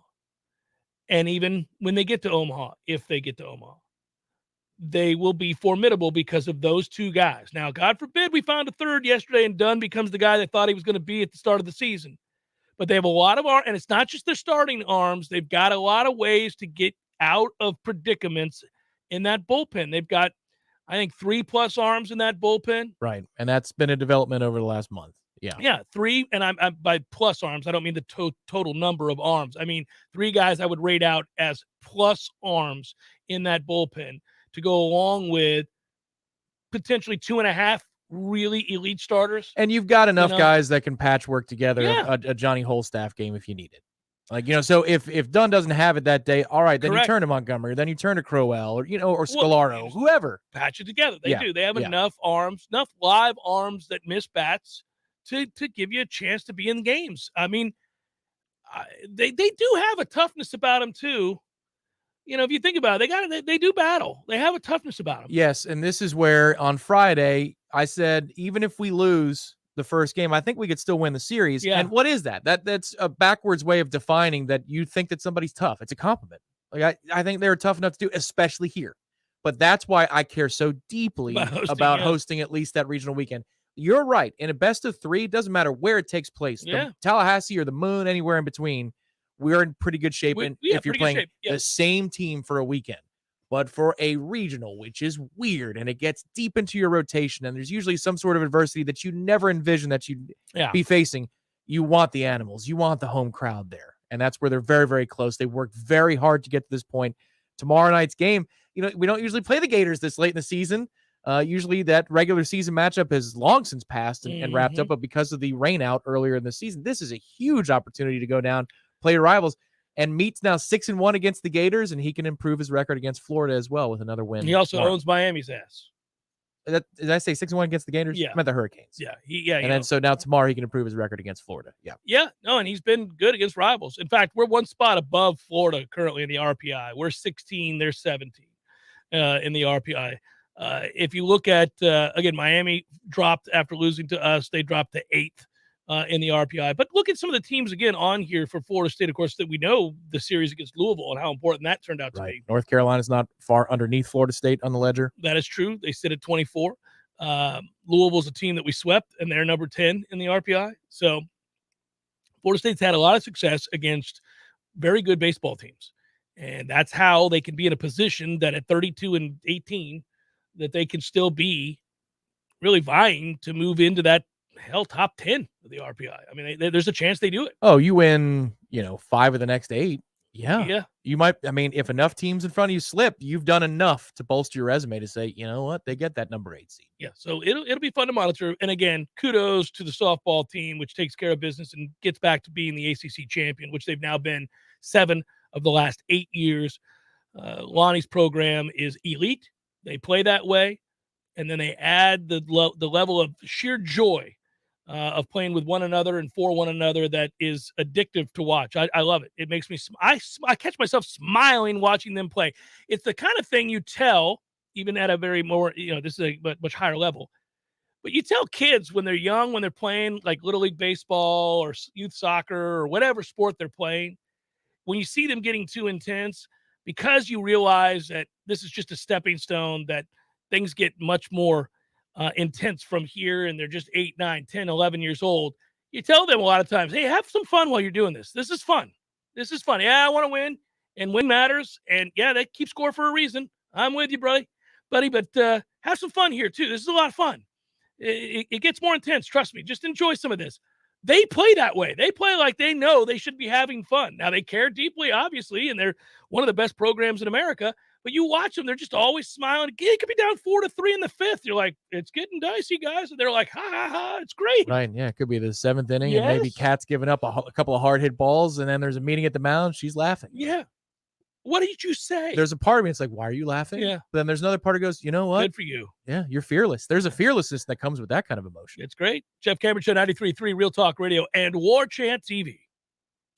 Lawson & Lawson Electrical Services has been Tallahassee's preferred residential electrician for over 30 years. Hi, this is Rowdy Lawson, and we've earned our reputation because we care about our customers, about quality, and about providing great service. We stand by every job we do and consider it a privilege to work on a family project like a new house, a custom addition, or a green renovation. For all your residential or service projects, call the good guys, Lawson & Lawson Electrical Services, 562-4111.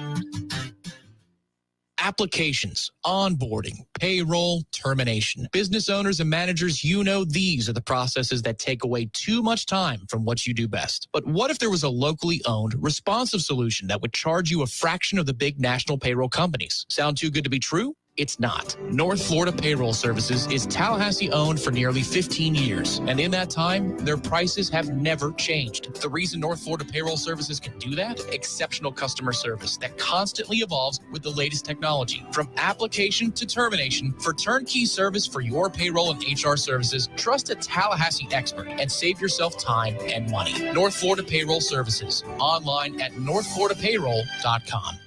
Hey, Nole fans, our partner ISF Inc. is a national management and IT consulting firm located right here in Tallahassee, Florida, solving the future for state governments through strategy, process, and technology. As a trusted advisor for state governments, ISF knows the importance of defining a clear and detailed strategy. Our friends at ISF can help your organization create a strategy that sets you on a path to success. ISF, your vision plus our expertise brings your brilliant ideas to life. Visit ISF.com to learn more. ISF, solving the future. Physical stress on our bodies can take its toll as the years go by. Whether you're looking to get back into an old sport or just want to spend more time outdoors to explore all life has to offer in our beautiful city, the dedicated team at TOC is here for you every step of the way. You can trust TOC for all your orthopedic needs. And now, scheduling an appointment has never been easier. Just visit teamtoc.com and click schedule online. That's teamtoc.com. You were always more than my mom. You were my role model, my best friend, and biggest supporter. You filled my days with unconditional love. And you also prepared for the day when you couldn't be here. Because of the woman you were back then, I'm able to be the woman I am now. Your planning made this moment possible. Set your family up for life. Southern Farm Bureau Life Insurance. Your friends for life. This is Andy Cohen. When I was a law enforcement officer, I devoted my life to a career of service and protection. Who's protecting you? Give me a call. 850-671-FARM. That's 671-FARM. Helping you is what we do best. Southern Farm Bureau Life Insurance Company, Jackson, Mississippi. Not licensed to do business in all 50 states. Leaky faucet, busted pipes, clogged toilet? M&L Plumbing is here for you. For all commercial, construction, and residential plumbing issues, call M&L Plumbing at 575-9393 or visit online at mnlplumbing.com. We all want more energy, more strength, more results. Well, welcome to Orange Theory Fitness as you take a step towards feeling more alive today. Backed by science, Orange Theory's heart rate monitored workout is scientifically designed to keep heart rates in a target zone, spiking metabolism and increasing energy. Orange Theory Fitness is a one-of-a-kind group personal training workout resulting in more energy, visible toning, and extra calorie burn for up to 36 hours. Experience a more vibrant life today with Orange Theory Fitness. To find out more, go to orangetheoryfitness.com. The Cameron Show is sponsored by the legendary team at Hamilton Home Loans. Great rates, cutting-edge technology, and transparent communication is the recipe for a 5-star mortgage experience at FSU.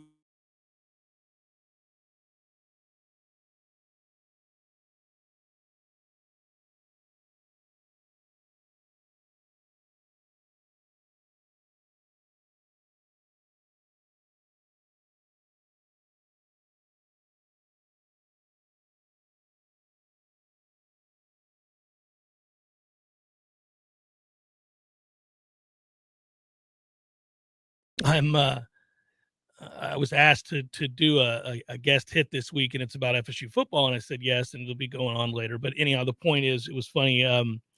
The person who asked me to be on the show was wanting to talk about Florida State football, and I thought, well, going on right now, but I get it. Right. You know, What market? I don't know. Atlanta. Really well. It's a familiar guy. You know? Oh, okay. So how you doing, Jeff? Yes. So we will, and I'll do it. And it's always a fun hit. And I've grown to enjoy the conversation over the years with him. But I did wonder, like, well, what are we going to talk about? There's nothing to talk about. You will get asked about a fourth string receiver. You're gonna like he likes to do that. I've had to be mentally prepared. I've learned over the years that he's going to hit me with some off the wall projection of a player, like, you know, that doesn't figure to. There will be a Travis J question. What's going on with Travis J? Yeah. You know? Well, and listen, our fan base rightfully asks that question on the regular. I ask it all the time. Like, actually, oddly, since this is a short segment, I will say something.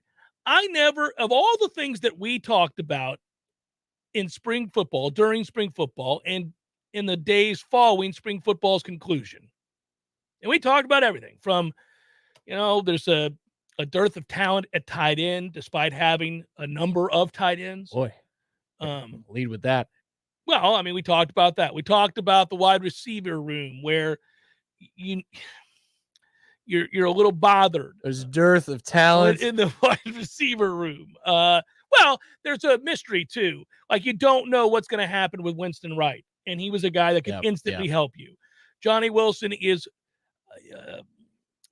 I think, inconsistent. Let's just put it that way for now. Inconsistent. What is Malik Mclean? Did he get it? Did he look better in the spring? I don't think so. I didn't see him take an appreciable step forward.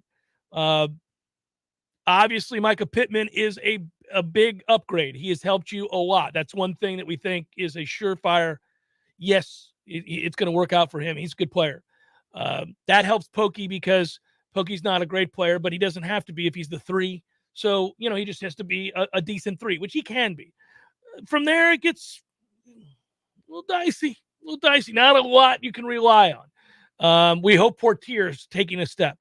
We talked about the line. We talked about everybody. But I did not spend a lot of time on Travis J., who, by the way, completely bought in and worked his ass off in the spring. I would have never guessed that was going to happen. Right. But how much good did that do? I don't know. I don't know. I just know that he's incredibly athletic. It's maddening that we've been able to get nothing out of him. When he has played, he hasn't been good. So there's no getting around that. But the potential for him to be a good player, I think, is there. I thought we'd be talking about where he transferred to. I 100% thought by now we would be having a discussion about where he transferred to, and I was going to wish the young man well, because sometimes a change of scenery is all somebody needs. And you know what? I root for that kid to do well. But he's invested. You never know. He's invested, right? So that is kind of a shocking thing. I just throw that out there. Again, short segment. That's a good thing to smile about. We had some things where we were worried, but that one, I was like, all right, he's still invested. That makes me happy. Irash Shafel going to join us next. Stay tuned. Jeff Cameron Show 93.3 Real Talk Radio, Warchant TV. Your local news now. A man is in custody following a brief standoff Sunday afternoon outside the Publix located on Capitol Circle Southwest around 12:30 p.m. Officers first responded to the area after a call about a theft. Deputies were told the suspect stole from a vendor and showed and allegedly raised a hatchet toward the vendor when confronted. The suspect then left the scene. Deputies found a man with the same description in the Publix parking lot. Deputies commanded the suspect, 42-year-old John Rawls, to drop the weapon. Rawls eventually did so, but refused to move away from the weapon. A deputy deployed his taser, and after a brief struggle, the suspect was taken into custody and taken to the hospital for a checkup. Rawls is charged with 2 counts of aggravated assault, carrying a concealed weapon, and resisting arrest. More charges could be forthcoming. Governor DeSantis announced that flags will be flown at half-staff for Peace Officers Memorial Day and National Police Week. To honor and show gratitude for all the service and sacrifice, all flags will be at half-staff till the end of today. This is Rachel Lene with your Real Talk 93.3 Local News Update, brought to you by Macklemore Systems, Tallahassee's go-to Mac store. Check them out online at MacklemoreSystems.com. This is meteorologist Paul Trombley with your Real Talk 93.3 weather update. Chance for scattered thunderstorms this afternoon, otherwise partly cloudy. Daytime highs approaching 91, westerly winds 5 to 10 miles per hour. Chance for scattered thunderstorms again tonight, lows dip down to about 70, partly cloudy skies. Sunshine mixed with clouds at times again tomorrow. High temperatures reach up to 92.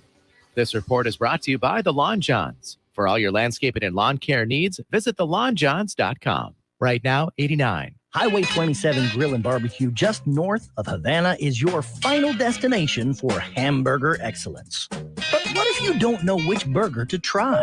Captain Kenny has turned off the no smoking sign and has a 3-burger flight to help you make your decision. Put down that tray table and let your taste buds fly.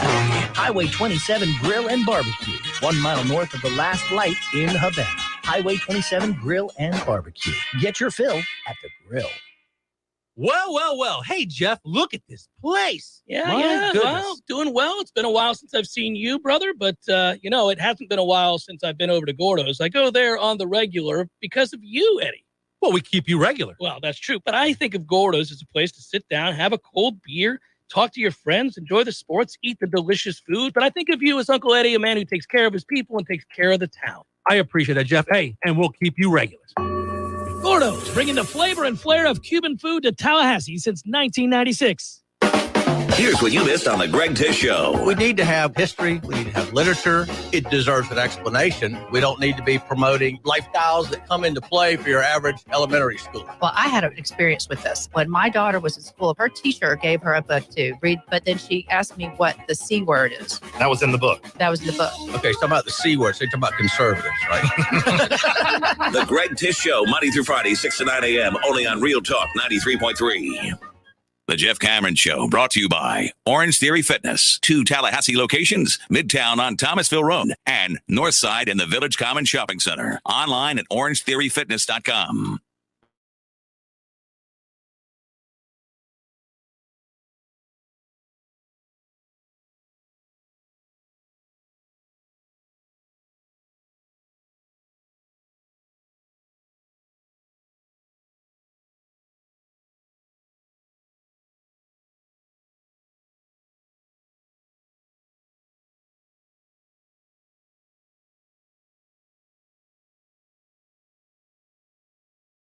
He is. I see Ira over there. I see him hiding down below, just anxiously awaiting to pop up here on our screen on Warchant TV. If you're watching, make sure you like and subscribe and share and do all those things. All right, bring him in. Let's bring him in. Irashfel, there he is. What's up, buddy? How are you? I'm good, man. How you doing? I'm good. How about that series win for baseball? We're feeling better about baseball these days, aren't we? Yeah, man. It's been kind of ups and downs. Lots of ups and downs this season, and I think most of us who watch college baseball over the years have learned to not get too wound up at the highs and lows, because just the nature of that sport. But you do want to see some consistency, and this was really a good weekend for them, and a continuation of really a good month. I think they're 14-5 in the last month or so, with some really nice series wins. And so that all is got you feeling better about things, but also knowing that, they also have, shutout loss at Stetson on the resume. They've got some ugly performances at Boston College and elsewhere where you think, okay, well, that's in them too. So you can't get too excited, but it was definitely a good weekend. What's weird with them is, and you're right, I've learned to temper emotions when it comes to Florida State baseball's regular season. You can't treat it like the way fans do football, where it's all highs and lows and nothing really in between.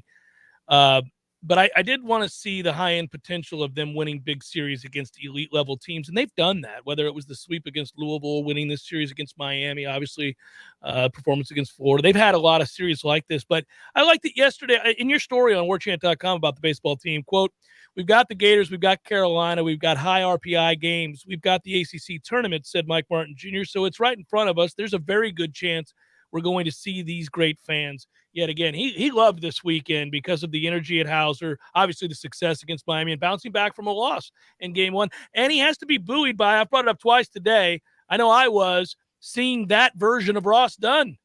That kid's stuff is, he's got it all, Ira. If he's confident, and they really do have a third arm here, they are a problem for a lot of people. Yeah, there's no question. It's funny, man. Like a little bit during Saturday's game, Miami was going to their pen and bringing out some of their arms, and you're like, well, dude, they're bringing out 6'7", 6'8" dudes who can really throw, and you're like, okay, well that pitching staff's legit. Well, imagine if you're in the other dugout. Florida State brings out Wyatt Crowell, the way he pitched, and then Dunn, the way he pitched on Sunday, and then again, they're still trying to figure out how to use Carson Montgomery. I think a lot of us would still like to see him get opportunities on the back end of that staff. Yep. But they've got Hare. Davis Hare looked good again, so they've got a lot of different weapons, and that's got to make you feel good going into any regional setting. But man, the reality is this team is so much better at home than they are on the road, especially offensively. And so I think that was the thing, like you talked about, Meat being excited about the environment this weekend, how the team played this weekend. But it really makes you really long for them to have the chance to play a regional at home, because if they do that with this crowd, the way they hit it home, the way and with this pitching staff, they should be in great position to make it to a super regional. And this program really needs that. They need that shot in the arm to have some success, not just getting to the postseason, but having some success in the postseason. That would kind of really, I think, just kind of some validation for Mike Martin Jr. He's 6-1 now against Miami, and he's fared well against Florida. So, you look at this, and it's certainly helpful because I always feel like when we talk about Mike Martin Jr. as the manager or as the coach, if you will, in college baseball, that this fan base is on the fence on that. You got people on one side who absolutely get it and love it and think it's the right thing and will point to any number of successful elements of his resume. And then a whole nother group that says, I think we went with the wrong guy, could have gone another direction, also could have gone with another Nole who's here in the ACC having success at Notre Dame, all that, right? But it doesn't hurt your resume, even with those people who doubt, obviously, if you're kicking Miami's ass on the regular, and that he's 6-1. Yeah, no doubt. And, touching on that, he wasn't asked specifically about, his decision to bring in Tyler Martin, his son, 2 years ago, but he kind of brought it up on his own when the questions were asked about Tyler Martin, his performance in the second game of the doubleheader on Saturday, where he was just, he was very much like a Tyler Holt who was kind of his idol as a kid growing up, in the fact that he got on base every time, made things happen, taking extra bases, just being a pain to the other team defensively and their pitching staff. And somebody asked about, what he did and how he played, and Meat kind of reflectively went back into signing him. And he said, look, I took a lot of grief for signing him because he's my son. And he said, I've got too much respect for this program to bring him in if I didn't think he could play. And that's a perfect example. It's very much the same as Mike Martin Jr. becoming head coach. People are so sensitive to nepotism. They're so sensitive to those relationships. And are people really getting these opportunities because of they've earned them and they're warranted, or is it just they're being given to them? And Tyler Martin is a perfect example of that kid can play. When he's healthy, he's still not even healthy. When he's healthy, he's as good of a leadoff hitter, kind of spark plug offensively as there is in the country. And I think, to Mike Martin Jr., same thing as a coach, he's going to be fighting that until literally, either years and years of prolonged success or winning a national title. Other than that, there are going to be the detractors who wonder whether or not he should be the head coach of Florida State. Well, yeah, I think he has to continue to have success, got to get out to Omaha. And obviously, if you win a national championship, that's the end of the debate. If we've been waiting forever, that would be the end of that. But that's a big if, and that's a tall task. But obviously, got to put yourself in the best possible position to do so. They've got the arms to maybe threaten it, and we'll see. I love watching Tyler play because he's one of those guys to look at you wouldn't think has any chance. And it's true, he doesn't have any power or anything like that, but man, he's annoying. And I mean that in a really good way. Understands the strike zone better than most people, incredibly patient, isn't going to get lured out of the zone, gets hit by pitches, walks incessantly, puts the ball in play. He's tough, man. Even his outs are annoying, I would think, if you're an opposing pitcher. You're 11, 12, 13 pitch at bats. Right. That wears on you, and he does a great job of that. So it was important to get him back. I was uncertain earlier in the year when he didn't play and he couldn't play with that shoulder and he had a setback. I thought, well, this is probably a lost year. Shoulders are a dicey deal. And so you worry about it. But since he's come back, he's been valuable. Anything to hit on here quickly, Ira, before I let you go regarding the transfer portal? I know you and Tom hosted the Smash last night. I know Michael Langston came on.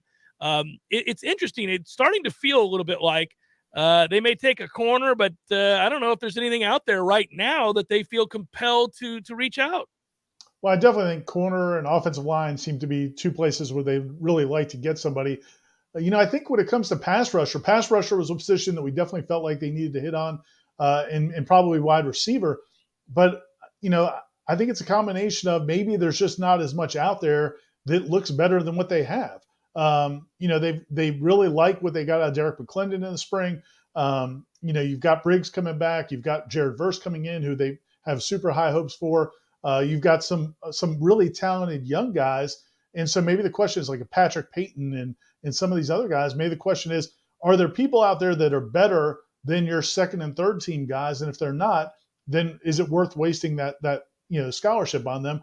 The other position is wide receiver. And again, if Winston Wright's recovery is going better than they originally thought, and maybe you look at some of the depth they brought in Johnny Wilson and obviously Micah Pittman, maybe they feel like, okay, that's not as big a priority right now as it was. Because as I said last week I mentioned on the Smash, but last week over at Amelia Island, Mike Norvell said they may only bring in a couple of transfers and they may use any extra spots to reward walk-ons. So at least as of right now, it doesn't seem like there's 3 or 4 or 5 guys they really want to get. It may just be a corner and maybe an offensive lineman. Yeah, and if there are guys out there that don't really fit the bill, you can't take just to take. So, at this point, maybe there's nobody out there you feel all that good about.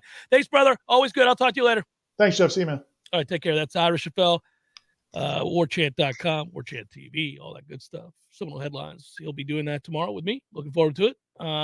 Yeah, man. I mean, you can't just grab players and bring them in because you have needs. I mean, yeah, you still have those needs, but if the player's not there, player's not good enough, player doesn't make you better, you don't want to take them in.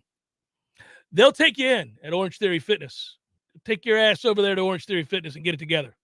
Weather's getting hot. You want to take your shirt off. You know you do.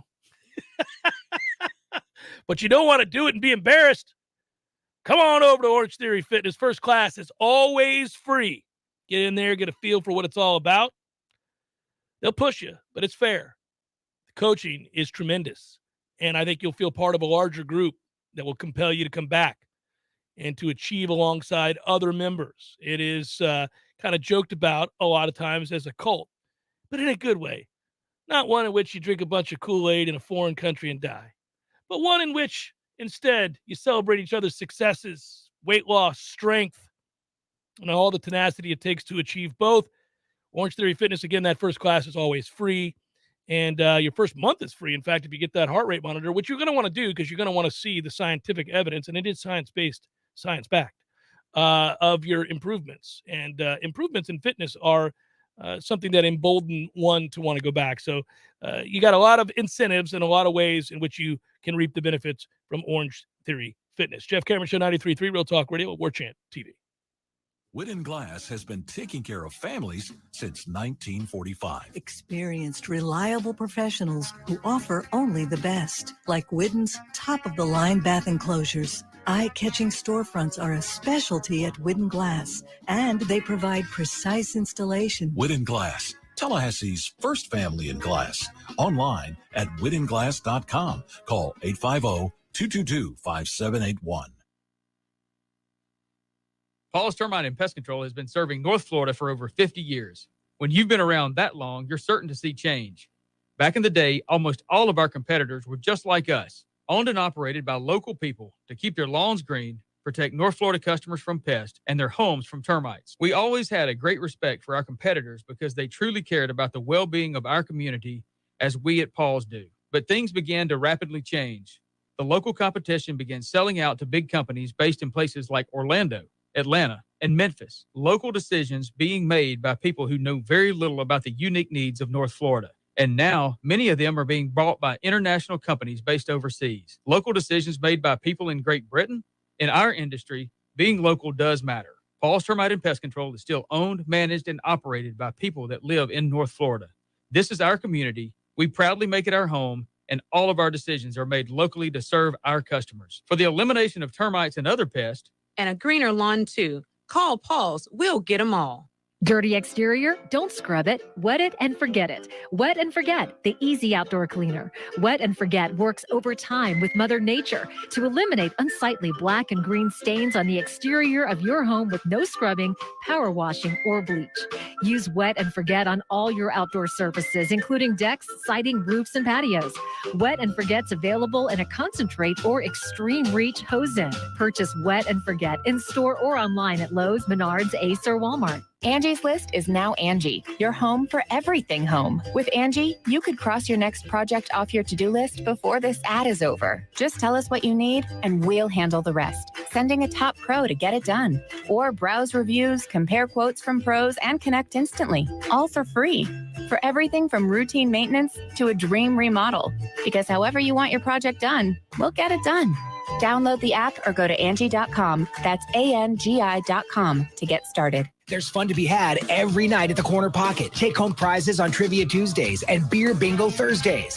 And kickstart your weekend with Martini Fridays. Plus, happy hour runs every weekday and game day specials every time the Noles take the field. Watch all the best games at the Corner Pocket's Vegas Wall, featuring 560 inches of flat screen TV heaven. Oh, really? The best food, the best drinks, and the best place to watch all the games. Tallahassee loves the Corner Pocket.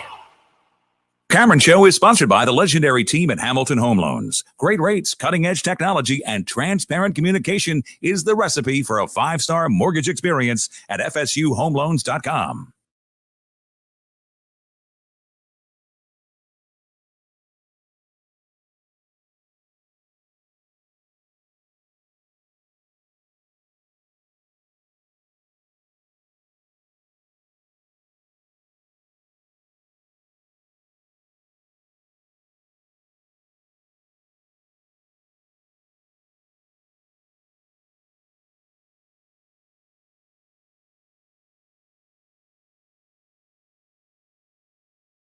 Be a busy week too, man.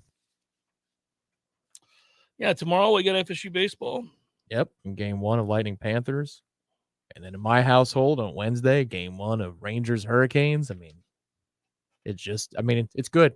I'm going to miss it in July, but right now there's sports to the left, sports to the right. Yeah, but you gotta embrace and love that, right? It's the best. Plus, it's a Thursday through Saturday baseball series because it's the final regular season weekend of baseball. So FSU's playing in Chapel Hill on Thursday. You loaded up this week. Damn right we are, which is a good thing, which is a really good thing. I lost something here. This is driving me nuts, Tom. Did you come in here and steal one of my things? It's my favorite thing to do. I used to love hiding my keys back in the day. Yeah, that's right. Just like you with Millar and the pencils and pens. Move them on his desk. Well, now that I actually did do. That was real. That was real. I did do that, and it bothered him, and it was hilarious, and I loved it. My favorite thing I ever did like that was my parents had a van which, for whatever reason, had volume controls in the middle row. Oh, what in the world? And so what I would do is I would slow play it. I would turn it down 1 notch every couple of minutes, every couple of blocks. What is going on? I cannot. Yeah, that's it. The Doobie Brothers were coming in loud and clear a moment ago. What is wrong with this radio? I cannot hear it. It took them about 5 years to figure it out, and it was just pure enjoyment every time. I like that you incrementally. Yeah. That's the way to do it. Like, what the hell? And that's when you're just doing everything you can. Yeah. Well, I like that. That's how you chose to do it. That is smart. I bother my wife with things like this because she's oblivious to certain things in the house involving electronics. Like if in our household, she doesn't care anything about all the kids' gaming systems, of course, and my PS5. Doesn't care. Doesn't really care about the TV. Doesn't really care about how to. So I set up. I'll take the controller and I'll click it. You know how you have to on one of the controllers. You know how sometimes you have to hit the TV button in order to affect the sound. Like a master remote. Yeah. So I'll click it so that it's not set up to where it won't work. You'll have it on like auxiliary. Yeah. Yeah. Like, why I can't, and I'll just sit there and go. The old Comcast remote was like that. With the top row, the gray one. Yeah. So she doesn't notice it because it's aux. Yeah, I'm just sitting there waiting. She's like, "What? Why? This never works. This never works. Oh no, I never have that problem at all." And then I slyly take it from her, switch it over without her seeing it. I'm like, "See, it's working just fine." I just did that. Christy's coworkers help her. No. Does she not know yet? Oh, yeah, I've told her. Oh, okay. Well, she knows when in doubt to blame me. That it's in all likelihood something I've done intentionally too. It's another thing that bothers her is that she knows. She's like, you do this. You think it's funny. I'm like, it is funny. It is. In middle school, we would put the TV on the blue input with no sound. You remember that with the VCR? Yeah. And turn the volume all the way up. Oh no! And then just deafening as soon as they switch it back. Right, and we turn it off, and then whenever it was movie day. Oh, yeah, no. it was a big payday. All right, let's do the probables for the day. Brought to you by our friends at North Florida Payroll Services, locally owned. Oops, sorry. I didn't know if that was you're looking for me or not. Sorry. In a moment. Locally owned for nearly 15 years, offering payroll HR services, including full online applicant onboarding and integration into payroll. Save your company money today. Head to NorthFloridaPayroll.com. It's time for, how you say, with the pitching, probably?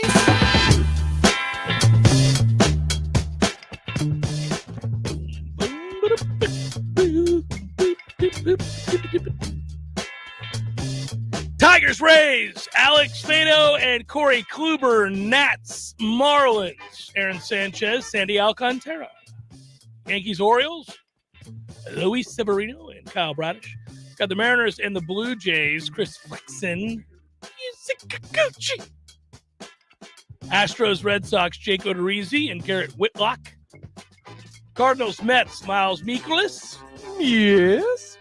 Trevor Williams, former Pirate. He hasn't been very good for you, has he? Well, no. Tyler McGill is on the 60-day IL. So here comes Trevor Williams. There it is. Pirates, Cubs, Dylan Peters, Wade Miley. We've got Braves, Brewers, Ian Anderson, and Freddie Peralta. Angels, Rangers, Noah Syndergaard, John Gray. Noah Syndergaard's pitching quite well, Tom. That's good. Good for him. Yeah. White Sox, Royals, Johnny Cueto making a start. Good Lord Almighty. First one of the year. Got to give it to Johnny Cueto. Toiling down there in the minors after being in the bigs for 35 years. I'll hang in there. Either he loves the game or he's got a Phil Mickelson issue. Brad Keller going for the Royals. Giants, Rockies, Alex Wood, Antonio Cinzatella. Twins, Athletics, Chris Archer, Zach Logie. And D-backs, Dodgers, Madison Bumgarner, Tony Gonsolin. And that is a look at those that shall reside on the bump. I had a good week this past week. I'm going to tell you that the course in Texas that they play on for the Byron Nelson is ass and should never be used again.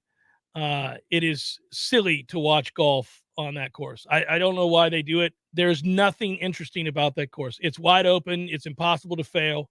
It's a birdie festival. Nobody has to try hard. It's dumb. They need to stop playing there. It's a waste of time. There's no character to that course whatsoever. There's no interesting aspects of the course that draw your intrigue. It's not particularly long. There isn't like weird undulation. The greens aren't incredibly difficult. There's not a lot of water. Trees don't line the course so that accuracy is at a premium. There's really no reason to play that course ever.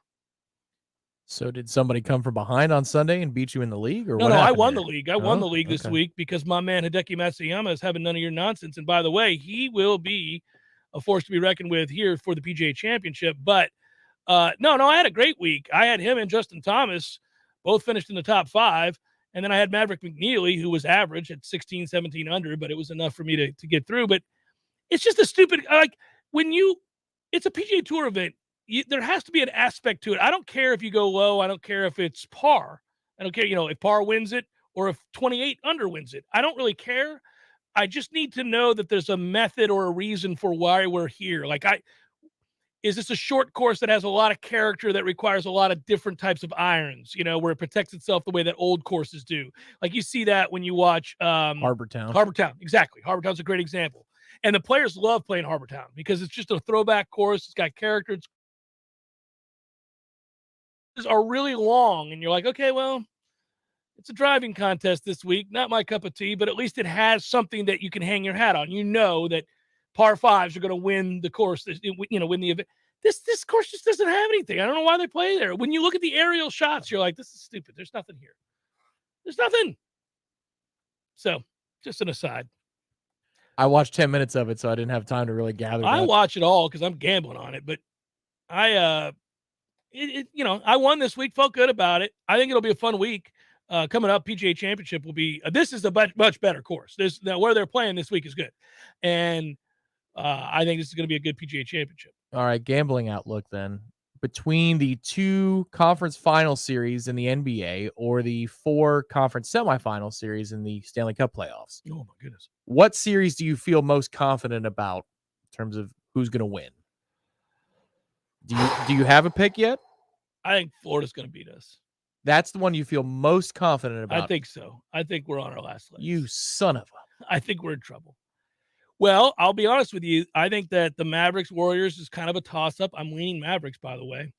And Celtics Heat should be good. I like the Celtics to win that series, but I think the Heat will win this first game. Celtics only getting 2 in this game. I like the Heat. I'll give the 2 for that first game because I think Boston got beat up in the series against Milwaukee. So I like the Heat to win game 1, but I like Boston to win that series. But those are pretty wide open.